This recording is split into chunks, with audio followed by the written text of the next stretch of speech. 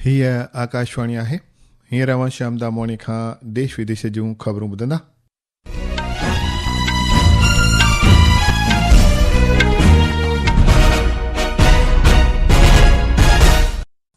सभ खां अवल अहम ख़बरूं। प्रधानमंत्री नरेंद्र मोदी अॼु केरल ऐं तमिलनाडुअ जे दौरे ते रहंदो। दौरे दौरान ही जनाब केरल में 10,800 करोड़ रुपयनि खां वधीक ऐं तमिलनाडु में क़रीब 5,650 करोड़ रुपयनि जी विकास योजनाउनि जो आगाज़ कंदो ऐं संगे बुनियाद रखंदो। लोकसभा में अॼु स्पीकर ओम बिरला खे उहिदे तां हटण बाबति सुझाव ते चर्चा ॿीहर शुरू थींदी। ओलह एशिया जदोजहद ॿिए हफ़्ते में पहुचण दरमियान हॉर्मुज़ जे तंग सामूंडी रस्ते तां वणिज वापार जहाज़नि जी अचवञ ठप थी चुकी आहे। विदेश मंत्री डॉक्टर एस जयशंकर काल्ह शाम ईरान जे विदेश वज़ीर सैयद अब्बास अराग़ची सां मग़रबी एशिया में जारी जदोजहद जी मौजूदा सूरत हाल ते चर्चा कई।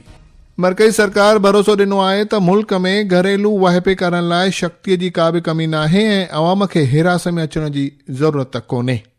ऐं आबोहवा विभाग मुताबिक़ अॼु पिणु गुजरात सख़्त गरम हवाउनि जी चपेट में रहंदो। ख़बरूं विचूरवार ॿुधंदा। प्रधानमंत्री नरेंद्र मोदी अॼु केरल ऐं तमिलनाडुअ जे दौरे ते रहंदो।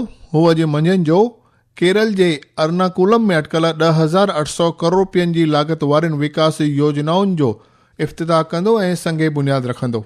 दौरे दौरान प्रधानमंत्री हिकु सभा खे ख़िताब बि कंदो। पेश आहे हिकु अहवाल। प्रधानमंत्री नरेंद्र मोदी कोची रिफाइनरी में 5,500 करोड़ रुपए के निवेश वाली पॉलीप्रो पाइपलाइन इकाई की आधारशिला रखेंगे। 400 किलो टन की वार्षिक क्षमता वाली ये इकाई देश की घरेलू पॉलीमर उत्पादन क्षमता को बढ़ाने में सहायक सिद्ध होगी। प्रधानमंत्री मोदी थलपड़ी और चेंगला के बीच राष्ट्रीय राजमार्ग के 6 लेन के विस्तार और कोझीकोड बाईपास का भी उद्घाटन करेंगे। श्री मोदी प्रधानमंत्री ग्राम सड़क योजना के अंतर्गत निर्मित 3 अमृत भारत रेलवे स्टेशनों और 23 ग्रामीण सड़कों तथा शोरनूल निलंबुर रोड रेलवे खंड के विद्युतीकरण सेवा का भी उद्घाटन करेंगे। श्री मोदी केरल के पलक्कड़ और तमिलनाडु के पोलाची के बीच शुरू होने वाली नई रेल सेवा को भी झंडी दिखाएंगे। कोची से स्मिथी एम पुलुरुथी की रिपोर्ट के साथ समाचार कक्ष से मैं पूजा।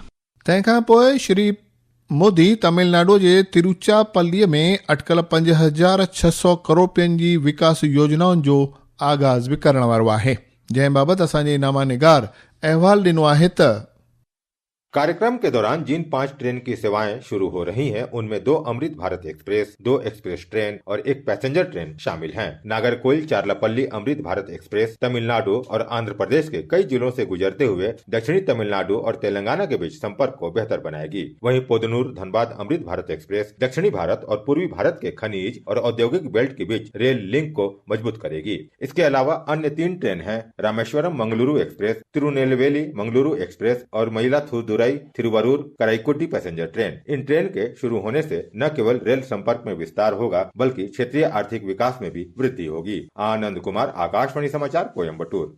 मरकज़ी वज़ीरात जी सदारत कंदे प्रधानमंत्री नरेंद्र मोदीअ जल जीवन मिशन खे डिसंबर 2028 ताईं वधायो आहे। गॾोगॾु 8.7 लख करोड़ रुपयनि ताईं जे उन जा ले आउट पिणु वधाया आहिनि।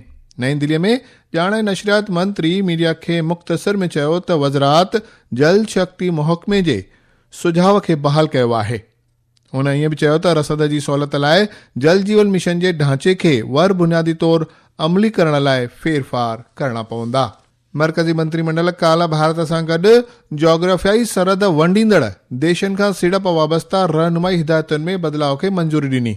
सिधी विदेशी सीड़प FDI नीतिअ में दुरुस्ती आणण जो मक़सदु स्टार्टअप्स ऐं डीप टेक कंपनियुनि लाइ आलमी सीड़पूं नियमनि खां वधीक FDI वहिकरे खे वधाइण ऐं वापार करण में सहजता खे अॻिते वधाइण जो आहे। ॿुधाइजे पियो त नवनि दुरुस्त नियमनि सां भारत में वापार करण में शिफ़ाफ़पणो वधंदो ऐं सहजता सां गॾु सीड़प में इज़ाफ़ो बि ईंदो। लोकसभा में अॼु स्पीकर ओम बिरला खे उहिदे तां हटाइण वारे सुझाव ते चर्चा ॿीहर शुरू थींदी। काल्ह ऐवान में Congress parliamentary member doctor Mohammad Javed इहो सुझाव पेश कयो हो। हुन इल्ज़ाम लॻायो हो त श्री बिरला मुखालफ़ती अॻवाननि ऐं ॿियनि खाॿी पख अॻवाननि खे ऐवान में पंहिंजा वीचार राया रखण खां रोकियो ऐं मुखालफ़ती महिला पार्लियामेंट मेंबरनि ते बिना कंहिं आधार जा इल्ज़ाम लॻाया। श्री जावेद ईअं बि चयो आहे त बिरला ऐवान में बेतरफ़दारीअ वारो माहौल बर्पा करण में नाकाम रहियो। ही ख़बरूं तव्हां आकाशवाणीअ तां ॿुधी रहिया आहियो।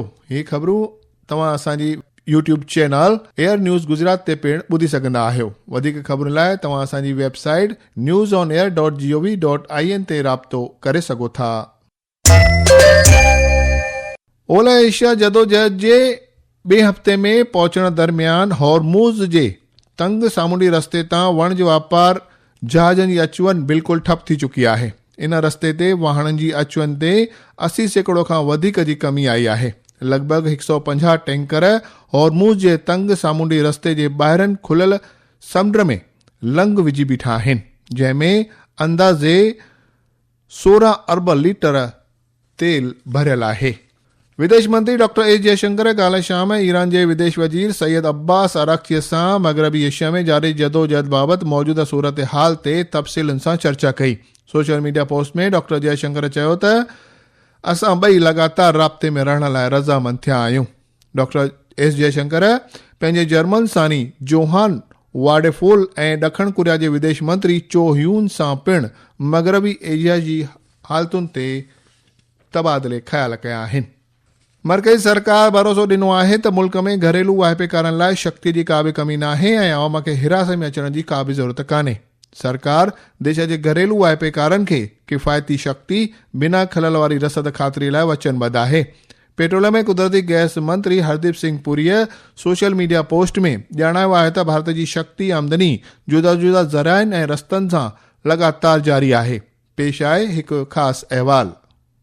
वर्तमान भू राजनीतिक परिस्थितियों के कारण सरकार ने घरेलू उपभोक्ताओं के लिए 100% सीएनजी और पीएनजी की आपूर्ति सुनिश्चित की है। वहीं अन्य उद्योगों को उनकी जरूरत के मुताबिक का लगभग 70 से 80% गैस उपलब्ध कराई जा रही है। घरेलू उपभोक्ताओं के लिए एलपीजी की पर्याप्त उपलब्धता सुनिश्चित करने के लिए सरकार ने इसे प्राथमिकता दी है। साथ ही जमाखोरी और कालाबाजारी को रोकने के लिए एलपीजी सिलेंडर की बुकिंग के बीच 25 दिन का अंतराल तय किया गया है। आजू के साथ आदित्य प्रताप सिंह, आकाशवाणी समाचार, दिल्ली।